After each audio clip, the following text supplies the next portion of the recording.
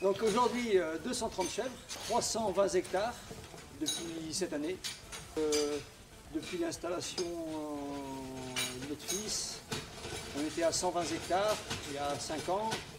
Et après une reprise de 45 hectares, on a repris cette année une ferme à côté de 150 hectares.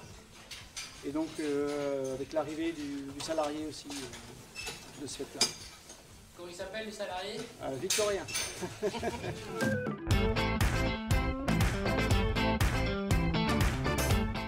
La performance, ça vient de l'historique, donc des parents qui ont commencé le contrôle laitier, le contrôle de performance. Nous, on a hérité d'un très bon troupeau et d'un savoir-faire qu'on a continué finalement à faire perdurer et améliorer avec les techniques un petit peu, surtout pour l'alimentation. L'alimentation a énormément progressé depuis les années 2000.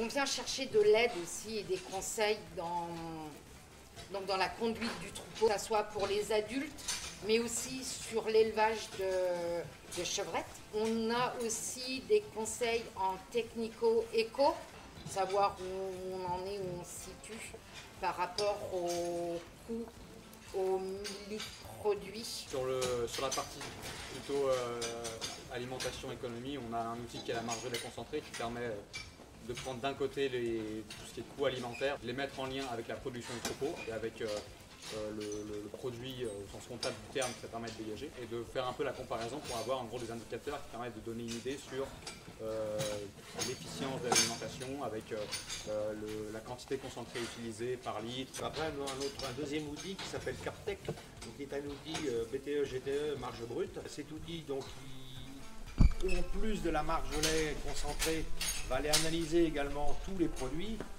et toutes les charges liées à l'atelier, qui va donc forcément nous donner une marge brute.